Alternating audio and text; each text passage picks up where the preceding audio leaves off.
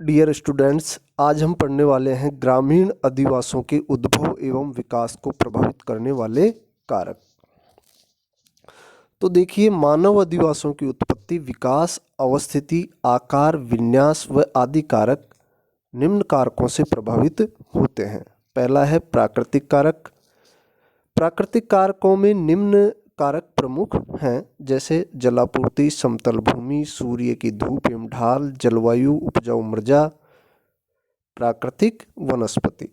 अब हम एक एक का अध्ययन करते हैं। जलापूर्ति, जल मानव की जो है प्रमुख आवश्यकता है। खाने पीने से लेकर पीने के लिए, पशुओं के लिए, कृषि एवं अन्य घरेलू उपयोगों में जल की आवश्यकता होती है। अतः जल के स्रोत के पास सरलता से मानवीय अधिवास का विकास होता है। दूसरा है समतल भूमि। तो देखिए, कृषि तथा मकान निर्मित करने के लिए समतल भूमि सर्वोत्तम होती है, जहां सिंचाई के लिए नहरें तथा कुएं बनाने में सुविधा होती है। समतल भूमि की जो मृदाएं हैं वो उपजाऊ होती है। इस प्रकार समतल मैदानों में सघन बस्तियां मिलती हैं, जबकि पर्वतों एवं पठारी भागों में विच्छिन्न एकाकी बस्तियां मिलती है। जैसे उत्तरी भारत के विशाल मैदान में देखें तो सघन बस्तियां पाई जाती हैं। इसी प्रकार जलापूर्ति की बात करें तो देखिए, जो पश्चिमी राजस्थान है वहाँ पे जल की उपलब्धता कम होने की वजह से सघन बस्तियों का जो है अभाव पाया जाता है। तीसरा है सूर्य की धूप एवं ढाल। तो शीतोष्ण तथा शीत कटिबंधीय क्षेत्रों में सूर्य की धूप का मानव स्वास्थ्य, पशुओं तथा कृषि के लिए महत्व होता है। ढाल धूपदार एवं छायादार दोनों पक्ष रखता है। पर्वतीय क्षेत्रों के छायादार भाग वनों एवं पशुओं के चारण के लिए छोड़ दिए जाते हैं।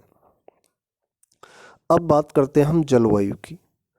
तो देखिए, मानव अधिवासों का निर्माण धूप, वर्षा, ओले, शीत, आंधी, तूफान आदि से बचने के लिए करता है। इस प्रकार जहाँ जल झरता है या मरुस्थलों में धूल के तूफान आते हैं, वहाँ ऊंची दीवारें बनाई जाती हैं। शीत प्रधान क्षेत्रों में मकानों के दरवाजे छोटे बनाए जाते हैं। नेक्स्ट जो है उपजाऊ मृदा की बात करें तो उपजाऊ मैदानी भागों में बस्तियां जो है अधिक सघन होती हैं। उत्तरी भारत के मैदानी भागों, जापान के मैदानी भागों में सघन बस्तियां पाई जाती हैं।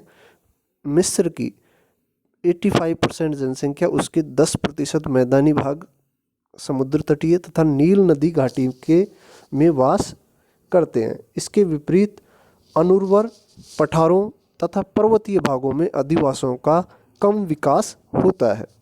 ठीक है। नेक्स्ट है प्राकृतिक वनस्पति।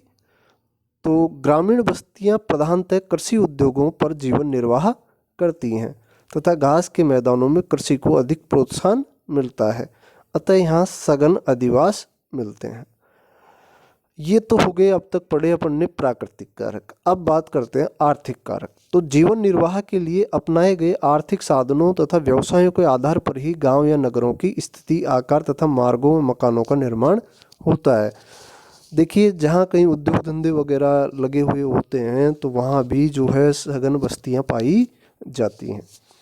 अगर अपन बात करें छोटा नागपुर पठारी क्षेत्र में खनन क्रियाएं होती हैं, वहाँ की जो परिस्थितियां हैं रहने के अनुकूल बिल्कुल नहीं है, लेकिन खनन उद्योग की वजह से वहाँ पे जो है सघन बस्तियां पाई जाती हैं। तीसरा है सामाजिक कारक। तो गांव के सहजीवन की व्यवस्था एवं प्रकार, सामाजिक रीति रिवाज, प्रथाएं एवं परंपराएं अधिवास के स्वरूप को निर्धारित करती हैं। देखिए, एक प्रकार के धर्म जाति समुदाय के लोग अपने ही धर्म जाति समुदाय में रहना या वास करना पसंद करते हैं, चाहे वहाँ भीड़ भाड़ वाला क्षेत्र ही क्यों ना हो। ठीक है।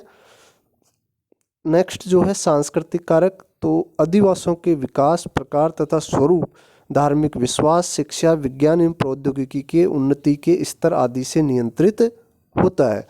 पांचवा है राजनीतिक कारक। तो जिन भौगोलिक क्षेत्रों में शासन व्यवस्था अच्छी होती है, अपनी जनता की विभिन्न तत्वों से सुरक्षा करती है, वहाँ सघन बस्तियों का विकास होता है। जबकि किसी देश में सुरक्षा का अभाव होता है तथा अराजकता होती है, वहाँ कम जनसंख्या निवास करती है। इसी के साथ अपना टॉपिक होता है ख़त्म। Thank you.